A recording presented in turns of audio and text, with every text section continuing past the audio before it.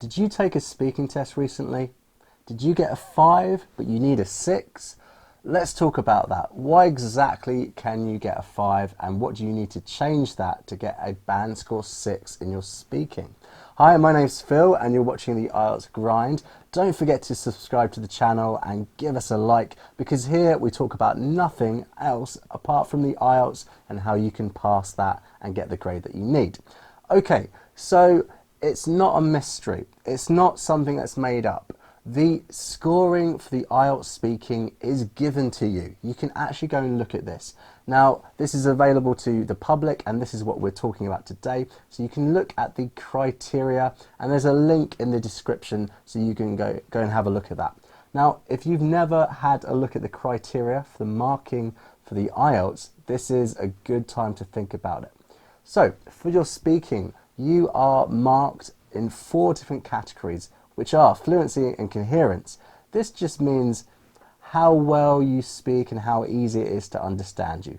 Then you're also marked in lexical resource, which is a fancy way of saying vocabulary. So how wide is your knowledge of vocabulary and how well do you use it?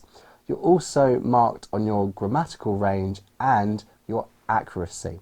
So this is how well you use the different grammatical tenses and structures in English, and also if you use them in the right way and at the right times, and basically if you don't make any mistakes with the structure. And finally, you are graded in pronunciation. So this is not just how you say the word, but it's to do with stress of the word and stress of the sentence, and also intonation, which we'll talk about later on. So those are the 4 categories that you need to be aware of. So let's go through each of them and think about why you would get a band score 5 and what you can do to get that up to a band score 6. Okay, so we're going to start off with the first category, which was, do you remember? It was to do with fluency and coherence. So what I'm going to do is we're going to read through each of the different criteria, and then I'm going to give you an example of what that means using a real sentence. So first on our list we have usually maintains flow of speech but uses repetition, self-correction and or slow speech to keep going. So what do we mean exactly by that? So let me give you an example of what I mean. So we might say something like, when I was a child, I went to a school next to my house. When I was a child, I went to my friend's house quite often. So this is a basic example of what we mean by, firstly, slow speech and self-correction. Do you notice how I said, when I was a child, I went? So I've corrected myself there. And also I used the same phrase, when I was a child I went to a school next to my house. When I was a child I went to my friend's house quite often. So I'm using that same phrase, when I was a child. So that's a form of repetition. If you were doing that too much, then this is going to give you a band score 5, among other things, for your fluency and coherence. So let's move on to the next thing on the list. May overuse certain connectives and discourse markers. So what exactly does that mean? Well, let me give you another example. So here I'm just focusing on the overuse of connectives. So some of the other sentences are a little bit higher, but let me explain what I mean. Learning a language isn't easy, therefore you have to practice a lot. You can get very tired, therefore you have to relax. Finding a native speaker might be hard, therefore you have to practice with friends. So as you can see in my example, I've used the word therefore again and again. And this is, although it's quite a sort of more advanced connective, it's a word that we use to connect two ideas. I'm using it again and again and again. And I imagine even if you were listening just now, it was a little bit boring. So think about that. This is something that you need to work on so you can build your range of vocabulary when we're using these types of words. Now if we look at the last example here on the criteria for fluency and coherence, it says, produces simple speech fluently, but more complex communication causes fluency problems. So this is the example I have for you. I have been an English teacher for many years. This time next year, it will be, is, will have been 10 years since I first started. So this is just an example of when a student is trying to think of the right structure when it's a complex structure. Whereas the more basic structure, I have been an English teacher, I am an English teacher, they find this much more easy to use, but they struggle when they're trying to use a more complex structure. Okay, so how can we improve? How can we go from a 5 to a 6? Well, the first issue is when we are not talking at length. So we don't want, for a level 5, a band score 5, they tend to talk in short sentences. They don't want to give too much information, whereas to be a band score 6, you have to talk more at length. So the best way to do that is to include more supporting sentences, especially in part 1, but in particular in part 3 of the test. So what I mean by supporting sentence is you're using sentences to explain what you mean, possibly to give examples or to contrast ideas. You're not just ending your point after you've given your main point. So if you can do this and extend your answer, but also develop your ideas, that's going to help you talk at length. Also, what you need to do, as I said before, is to practice using these connectives and these discourse markers so that you can have a wider range of knowledge and not to keep repeating the same ones, things like and but. So, for example, instead of using but, we might use however, despite the fact that, although, whereas, etc. Okay, so let's move on to the next part of the marking criteria, which was lexical resource. So let's see what it says about a band score 5. Manages to talk about familiar and unfamiliar topics, but uses vocabulary with limited flexibility. So what do we mean by familiar and unfamiliar topics? It's not really the fact that you haven't done a sport before or something like that. We're talking about the different parts of the test. So with part 1 and part 2, these are general topics. They should be more familiar with you. For example, you may be talking about your education. Whereas part 3, these are questions you have probably never thought about before or never thought about the question in the form they're being asked in. So these are what we call abstract questions. So if you are able to still answer part 3 questions fairly well, then this is what they mean by giving you higher than a band score 5. So let me give you a few examples of what I mean. So here we're concentrating on not having the right vocabulary to talk about the topic in question.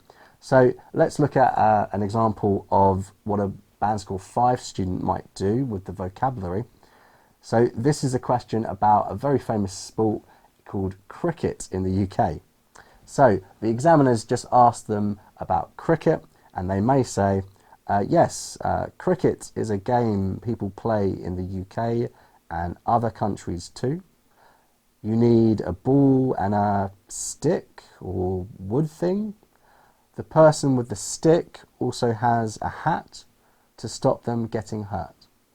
So here the student doesn't know all of the words for a certain part of the activity, whereas a band score 6 student, they might know the words. They might be more comfortable talking about this topic. So let's see how a band score 6 student might use the right word in the right place.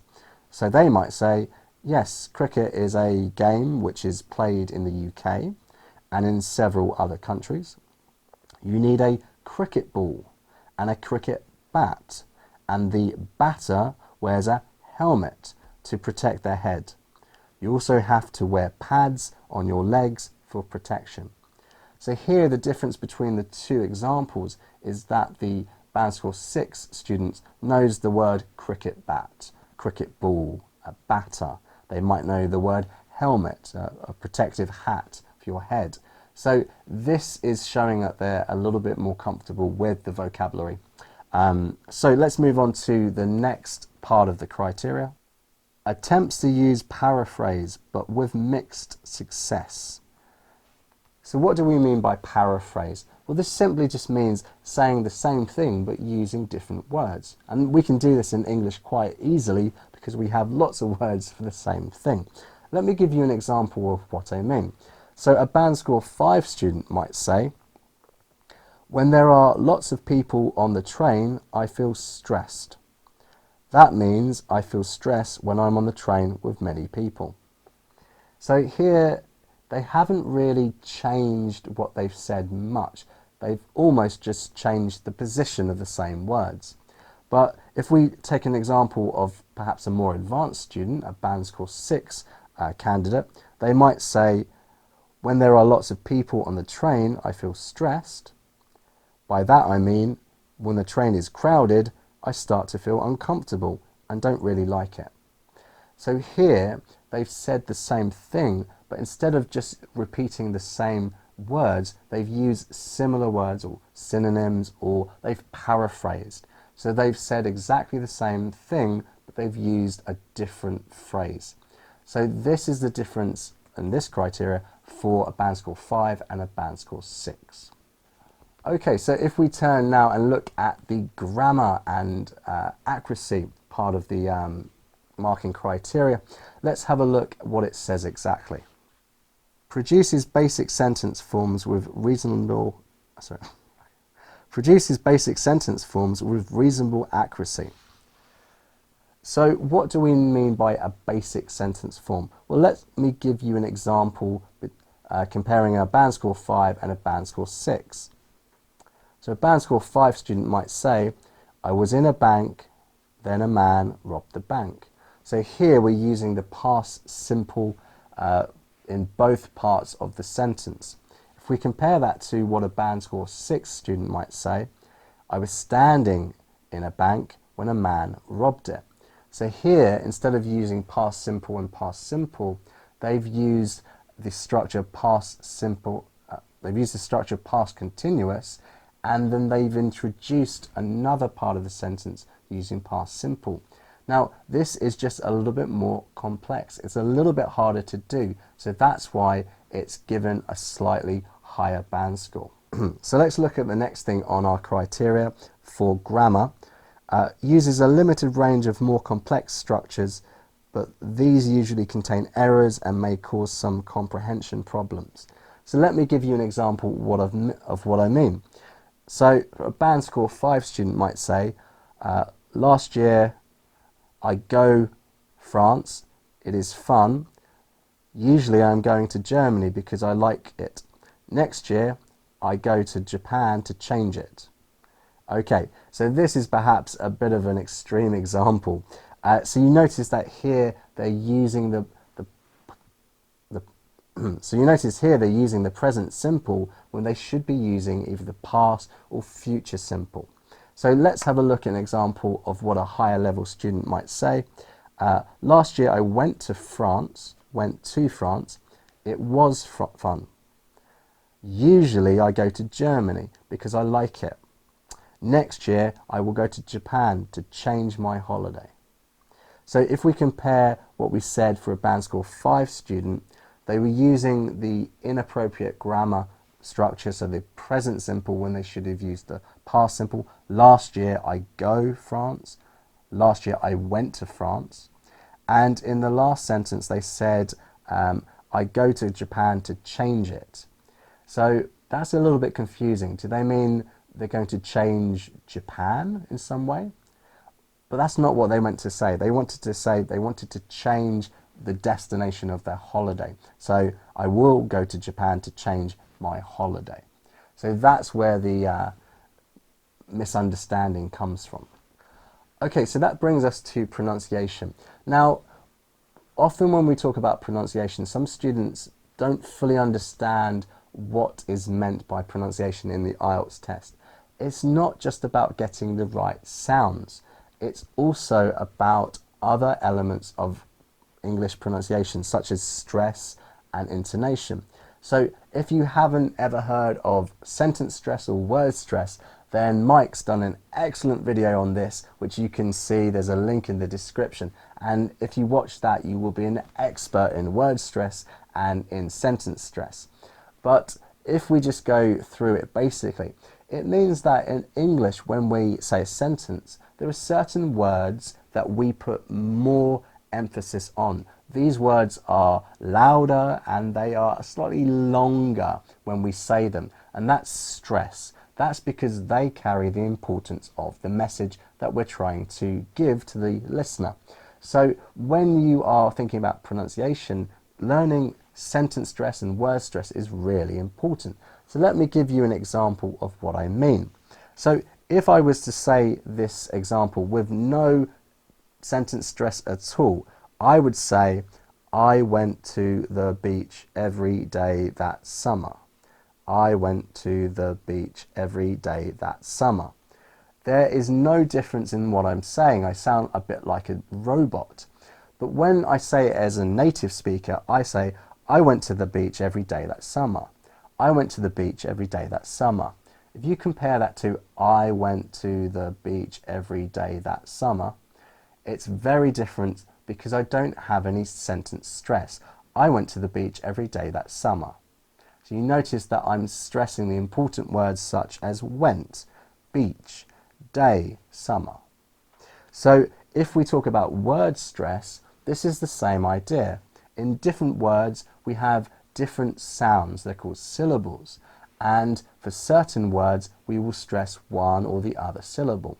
Let's take the word photograph or photographer. So when I say photograph, I put the stress on the t, photograph. But if I said photograph or photograph, that would be wrong. It's difficult for me to do that.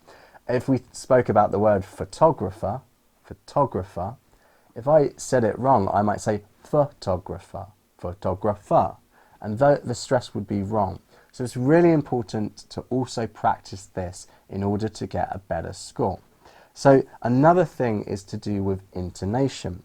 So intonation is when either the sound goes up at the end, for example in the question, or when we're trying to highlight a particular word for a particular meaning. So let me give you an example of this. So, did you steal my wallet? Did you steal my wallet? So if I have no intonation in the sentence at all, I might say, I didn't steal it, he's the one who stole it. I didn't steal it, he's the one who stole it. So it's kind of level.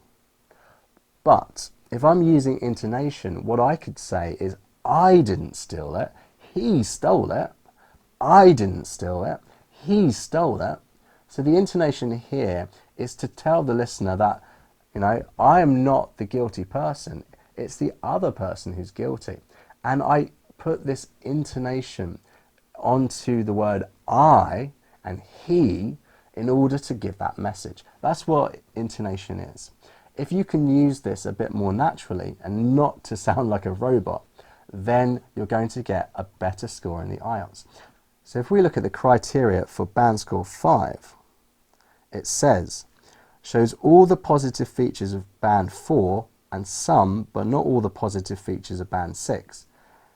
Well, that's not very helpful. So let's read what band 4 says. So, uses a limited range of pronunciation features, attempts to control features but lapses are frequent, attempts to control features but lapses are frequent, mispronunciations are frequent and causes some difficulty for the listener. So this is when, if you're using, so the positive things here are you use a limited range of pronunciation features and you attempt to control that. So it just means that you're showing the examiner that you do know what sentence stress is, you do know what word stress is, and you do understand intonation, and you've practiced the different sounds of English, and you're trying. And if we compare that to band score 6, which uses a range of pronunciation features with mixed control, shows some effective use of features, but this is not sustained, shows some effective use of features, but this is not sustained, can generally be understood throughout, though mispronunciation of individual words or sounds reduces clarity at times. So for a band score 5, you're showing that you have been practicing the different features we've spoken about: word stress, sentence stress, intonation, but also the different sounds of English, the vowel sounds and the consonant sounds. And you are still making a few mistakes on particular words, but you're clearly showing that you are trying to control those mistakes. If you do this, then you're likely to get a band score 5 in your speaking for this. Okay, so I hope that now you have a better understanding of actually how the speaking exam in the IELTS is graded. Go through and look at all the different marking criteria for the different band scores. That way you can study and put your efforts into the right way. Remember that this is a public document, so you can go and use that freely, and if you base your study around this, then you're more likely to succeed. So if you're trying to push your score from a band score 5 to a band score 6, don't forget we have some videos that we've already made on this, and we'll put the links into the description. That way you can find out exactly what you need to improve your speaking so you can get a band score 6 instead of a band score 5. So don't forget to subscribe to the channel, and thank you very much for watching. If you have any questions, don't forget to leave a comment, and we will see you next time. Bye bye.